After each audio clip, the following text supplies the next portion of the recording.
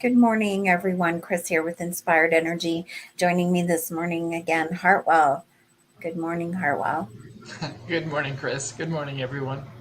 So, we're continuing the Codon Ring of Light, and we're on part two. So, maybe what you can do is just recap last week with gates 5 and 9 a little bit before we dive into 11 and 26. Yeah, sure. I mean, with five, we saw timelessness. We saw that all life, plant and animal life, shares the five because it's what connects us to the rhythm of life. And with the nine, we saw a relationship to invincibility, something that connects us up with the importance of every moment and every decision, because it's all about focus. Mm-hmm. Um, and with the Archangel Michael was linked to Gift 9, if you remember that, Gene Key Right, 9. exactly. Every intentional act is a magical act. Mm-hmm. So that's kind of where we're at with that. So, maybe we can dive into 11 then. 11, up in the ajna, is the journey from obscurity to light via the way of idealism. Again, we're dealing with threonine as the amino acid, and here we're looking at the pituitary gland. And in this one, it makes sense that for the Ring of Light, we would be looking at this one because it relates to our eyesight. And Mm-hmm. specifically, it relates to the right brain. So this is where the idea of light interfaces with the idea of the mind. When we are in that lower vibration, the shadow vibration, which we all know right now because we've been talking about it so much, is all about fear. Mm-hmm. Fear messes up the way our brain works. In a sense, it interferes with the way that the brain processes light. And as many of us know, we talk about being left brain and right brain, right? Mm-hmm. Um, the right brain is the feminine. It's it is the part of the brain which is all about intuition and dreams and archetypes. Um, so when fear interferes with the way our brain deals with light, then we get lost in illusion and delusion and obscurity, which is the shadow word Mm-hmm. for this gene key. Um, in a sense, obscurity means it is hidden from us. Right. It is hard for us to grasp. It doesn't make sense. And with all these, and it's this side of our brain where we get flooded by our secret fantasies, our repressed dreams, our emotional issues, and they trap us in a virtual reality. True reality is obscured from our consciousness. Mm-hmm. And because the chaotic nature of that obscurity is fear inducing, then we default to the logic of the left side of the brain. It's interesting because when you're talking about this, what Yeah. comes to my mind is in the Bible, those that have eyes to see, right? Mm, So, if we're allowing that fear to change our brains in a way where we can't see, it makes sense. Yeah. it does, yeah. And it gives a nice another way of looking at the importance of love in our life. Mm-hmm. Because when we have that trust in the divine and we have that trust in life and we have that trust in love, then we rise out of the fear vibration Mm-hmm. um, into the realm of idealism, which is the gift key, gene key 11 at the gift level, idealism. But the thing is that those archetypes dwell in the bottom of our mind, so to speak, or in the background of our brain. Our destiny is linked up with those archetypes. Our destiny is linked with our fantasies. And so we must believe in these and interact with the archetypes that arise up in us. And I mean, remember, each of these gene keys, each one of the 64, relate on some level to the archetypal level of humanity. These are the primary keys of our existence. And so when we allow them to bubble up, then the world of magic and fairy tale and the world of totems, it takes on substance, so to speak. And in that substance, we find our destiny. We connect with that inner realm that powers us. And the world shifts, and we see the world. We see the world for what it is.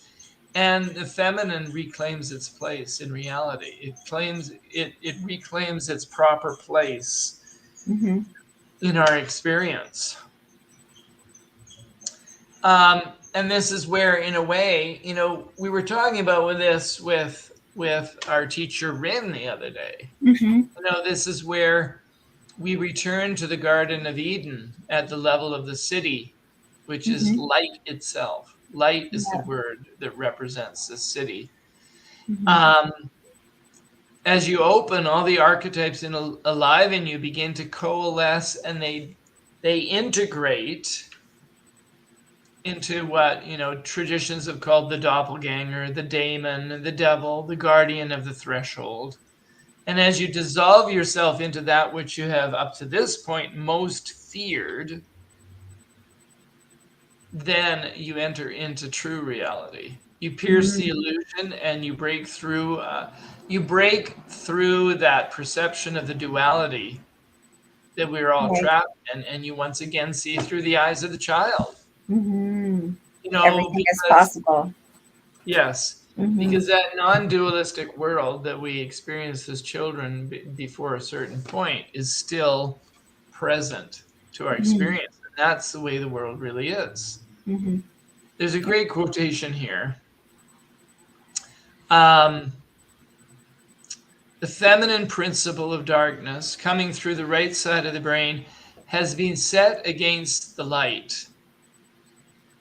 The witch trials and, the vilification of women. This is why an upsurge in darkness always precedes the breaking through of the true light, as opposed to our projected image of the light. So a lot of people who consider themselves light seekers, they actually think that we can get there. They mislead us by making us think we can get there without actually integrating our shadow, and we cannot. Yeah, exactly. Yeah. So that's the 11, which is pretty exciting because I love the realm of archetypes and totems and that. Well, it's magic. It's all the magic and the mystery and all of that, right? Indeed. So I like when I looked at the gene key 26 and you said sacred tricksters. I kind of thought that was so cute. But can you tell us about 26? 26, yeah. 26 makes me think of the idea in romantic fiction and movies, how women always like the bad boy. It makes me think of the bad boy. Yeah.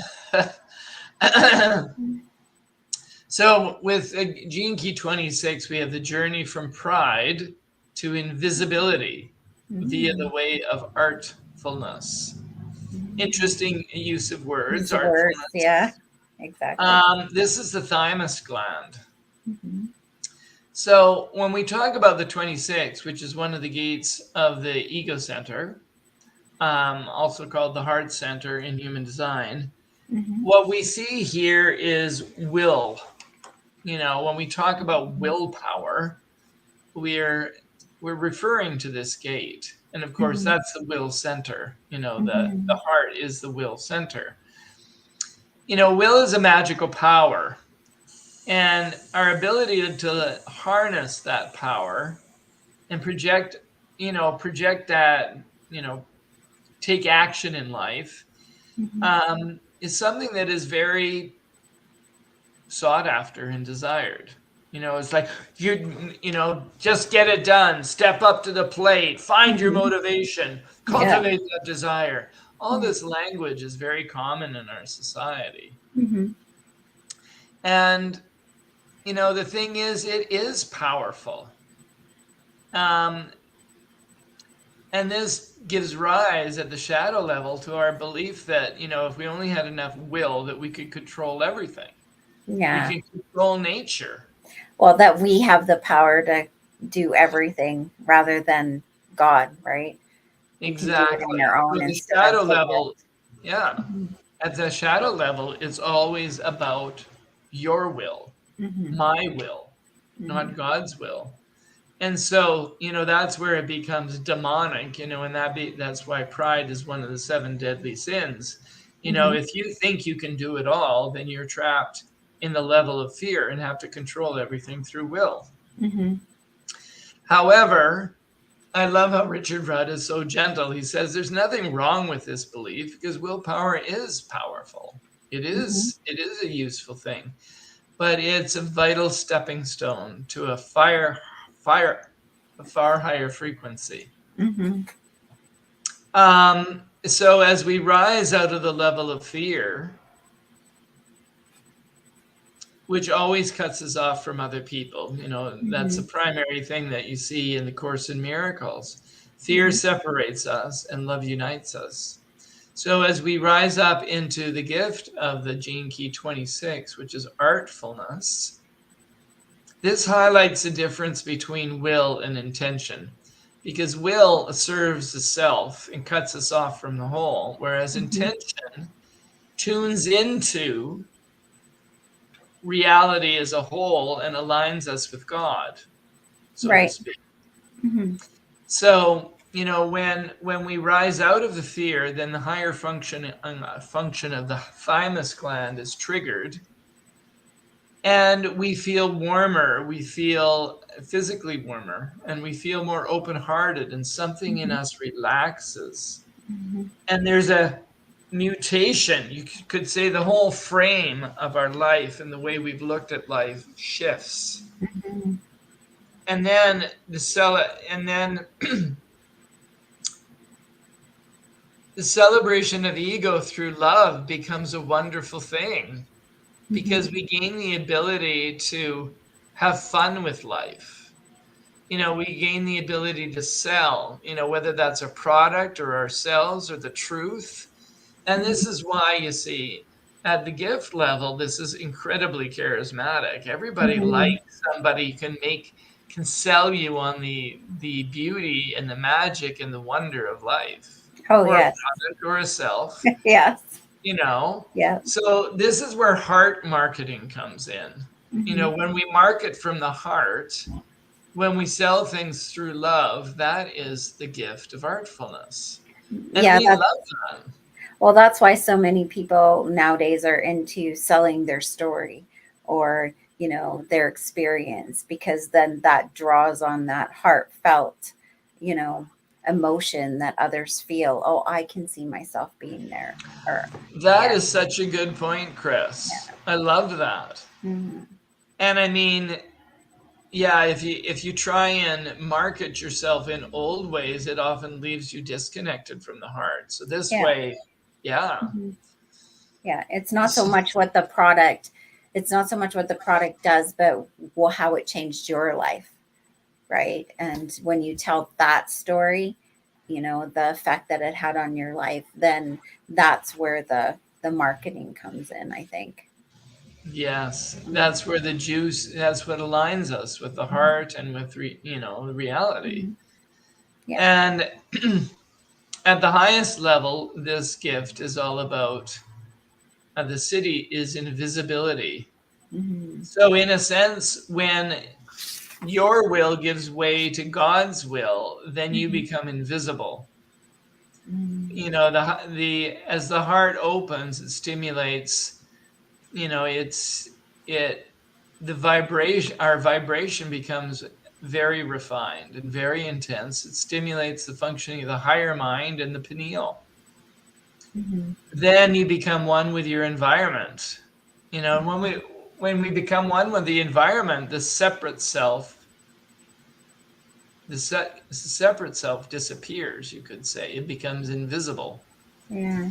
Um, and apparently there's something called the Great Cinnabar Field. I don't really have a great understanding of that, but Mhm. cinnabar was an ancient word, I think, for mercury or quicksilver. And at this level, life It's becomes shape shifting. malleable. It It reminds is me of shape shifting.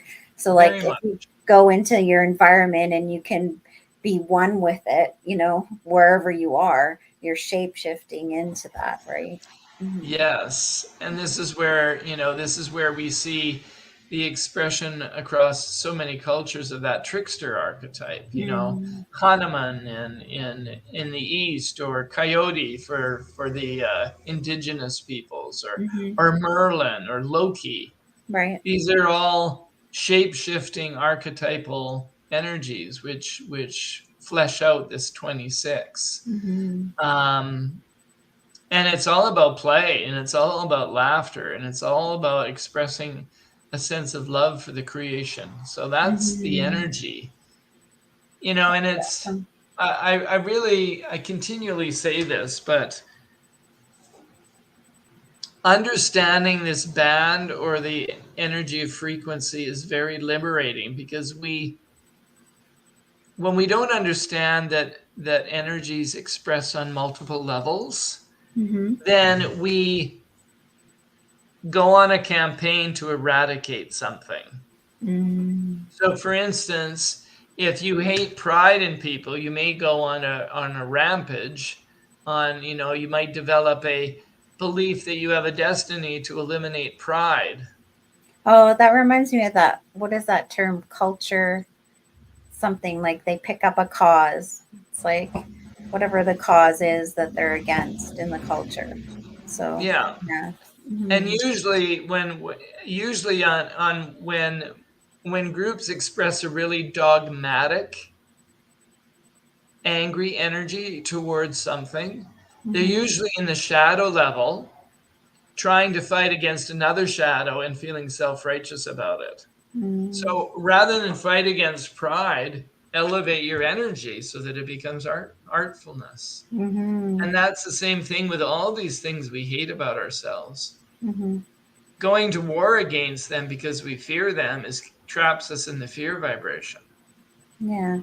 Well, it reminds me of how we talk about discernment and judgment all the time. Right. Yes. And we're trying so hard not to be judgmental, but at the same time, it's very close to discernment. And discernment is a good thing, like I'm discerning whether this is good for me to be around or not. I'm not necessarily judging, right? So, I mean, people have to be careful. Well, the main difference probably between judgment and discernment is the frequency. Hmm. Judgment is maybe a fear frequency experience. Hmm. You know, there's a fear about those things that we're judging. But Yeah. on the level of discernment, it's like, well, it's not that I fear that thing. I just recognize that it's not in my best Yeah. interest. Like it doesn't feel good when I'm in that presence of that. So I'd rather not be there. Yeah. Exactly. Yeah. So with these Hmm. four gene keys in the Ring of Light, we've seen how they all relate to how our body captures, stores, and transmutes light, Mm, energy, light kind of waves cool. into energy. This is how, at higher frequency, our body translates light in a different way. And Mhm. therefore, it triggers or stimulates our DNA to express different things. Mhm. The power we wield as a human being what they point out, these gene keys point out that we do, as human beings, have the power to consciously and unconsciously raise and lower the frequency of light that enters into us. Mm-hmm. And if we can take this on consciously, then we become able to alter our reality in a very Mm-hmm. in Yeah. extremely primary ways. Mm-hmm. And this is where one of our Rin, our mentor, talks about how you can change. It's possible to change things in a heartbeat. Mm-hmm. It's possible to change things, to go through a wormhole, Mm-hmm. which is linked up with this ring of light, and take a shortcut. The Yeah. shortcut to our evolution is by facing our fear and elevating ourselves through that willingness to face the fear, elevating into and out of into a greater trust of life. Yeah. For sure. And so the city of timelessness, which is Gene Key 5, teaches us the connections between light and time and space and makes us aware of all of those things are connected. You Mm-hmm. transcend the speed of light and you also bring an end to space and time. And that's what allows us to, in a sense, bring about miracles potentially, Yeah. shortcut our own evolution. Exactly. No, it's And so cool. then, yeah. And then 26, with its city of invisibility, concerns the supernatural ability to manipulate our perception Mm-hmm. of light through magnetism. And, with the invincibility, city of invincibility, we can invoke that laser light focus um, to dissolve our physical reality. So, in different ways, the Ring of Light talks about how it reinforces that idea that um, there's a way for us to bridge our realities, the realities that we often consider undesirable, the shadow level realities, Mm-hmm. and the other ones, the higher Mm-hmm. ones. Yeah, exactly. Is there any final words that you have to say? We're a little over today, but Well, I kind of wanted to ask you, and maybe, I don't know, maybe this is something we can do next week, mm-hmm. but we have now been through all 64 of the gene keys. Yay. And for those of us who followed us quite a bit on this journey, and for you and for I, Mm-hmm. that would be an interesting thing to perhaps reflect upon. It's like, Mm-hmm. what has changed? What has been our experience Mm-hmm. going through all of these? And also Yeah. just to say that by reviewing them in this way, on some level, we've been stimulated on very deep levels, and so I invite you to contemplate that and let it continue to unfold. Mm-hmm. For sure. So where do we go from here? Do you have a next subject now that the codon rings are done? No, I don't. I mean, it was Oh, great having that as an mhm. organizing structure for our exploration. Yeah. But not sure yet where we'll go from here. We've I'm covered so wondering much. I'm wondering about like maybe diving into things like the Venus sequence and the gene sequence and the pearl sequence and things like that, because that tends to be like a higher level that most people don't even know exists. So, I mean, that would be fun even to just dive in and let people know that they exist and what they are, right? Mhm. So, maybe we could do that. Well, we're a little over now, so we're going to say goodbye and God bless. You guys have a wonderful day. Try to stay dry out there. It's kind of wet. So we'll see you next Wednesday. Bye, guys.